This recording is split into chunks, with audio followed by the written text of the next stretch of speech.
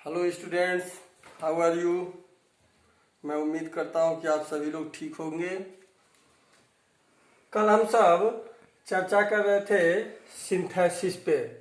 उसमें पहला नियम था पार्टिसिपल का प्रयोग करके, तो पार्टिसिपल समाप्त हो गया। दूसरी हमारी हेडिंग थी इन्फिनिटिव टू का प्रयोग करके। दूसरी हेडिंग है इन्फिनिटिव टू का प्रयोग करके। इन्फिनिटिव टू का प्रयोग मैंने बताया था, क्रिया से पहले टू जोड़ करके वाक्य को इन्फिनिटिव बनाया जाता है। क्रिया से पहले वाक्य में टू जोड़ करके इन्फिनिटिव बनाते हैं और हिंदी में अर्थ निकालने पर ना, ने या नी का भाव पैदा होता है। जैसे पार्टिसिपल में हुए या करके हिंदी में उसका भाव आता है, उसी प्रकार से इन्फिनिटिव टू का जब प्रयोग करते हैं तो हिंदी में इसका भाव ना, ने, नी आता है। अब कैसे इसका प्रयोग करेंगे? जैसे दो वाक्यों को जोड़ करके हम क्या बना रहे हैं? एक नया वाक्य बना रहे हैं। अभी हम क्या बना रहे हैं? सिंपल सेंटेंस बना रहे हैं। तो जब दो वाक्यों को जोड़ करके एक नया वाक्य बनाएंगे तो इन्फिनिटिव टू का जब प्रयोग करेंगे तो एक क्रिया से पहले टू का प्रयोग कर देंगे और एक क्रिया को गायब कर देंगे। यानी एक क्रिया से पहले टू का प्रयोग कर देंगे और एक क्रिया को हम यहां से गायब कर देंगे।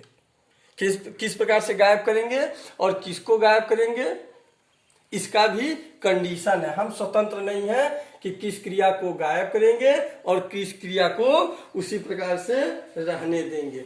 तो उसके लिए नियम बताया गया है कि उद्देश्य, जिस वाक्य से उद्देश्य की पूर्ति हो, जिस वाक्य से उद्देश्य की पूर्ति हो उसी क्रिया को इन्फिनिटिव में बदलते हैं। जैसे दो वाक्य जब लेते हैं, यहाँ पे थोड़ी जगह कम है लेकिन दो वाक्य लेते हैं।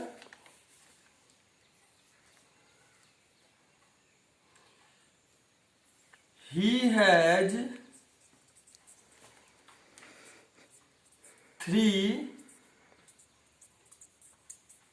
daughters। एक वाक्य है He has 3 daughters।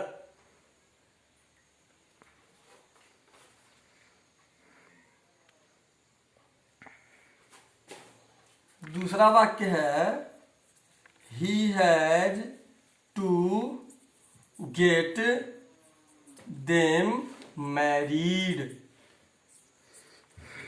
दो वाक्य हमने लिया कि He has 3 daughters। दूसरा वाक्य है He has to get them married। अब सबसे पहले यह जरूरी है, क्योंकि हमको क्रिया से पहले क्या जोड़ना है? टू जोड़ना है। टू जोड़ करके वाक्य को इन्फिनिटिव बनाना है और एक क्रिया को हम गायब कर देंगे। तो गायब किसको करेंगे, किसको रखेंगे? उद्देश्य दिखाने वाली, उद्देश्य या फल दिखाने वाली क्रिया को क्रिया से पहले हम टू जोड़ देंगे। हमारा उद्देश्य क्या है? He has 3 daughters। उसकी 3 लड़कियां हैं।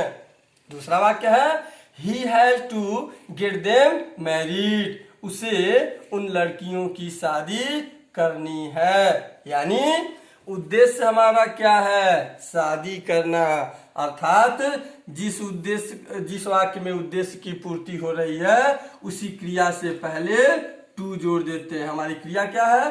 गेट, और गेट के पहले ऑलरेडी टू लगा हुआ, अर्थात एक कर्ता गायब हो जाएगा और इसको इसी प्रकार रहने देंगे। तो इसको बनाएंगे कैसे? ये पूरा वाक्य ऐसे ही रहेगा और यहां से क्रिया से पहले टू जोड़ देंगे, अर्थात इस प्रकार बनाएंगे He has 3 daughters।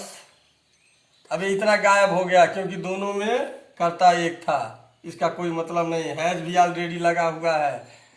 He has 3 daughters to get them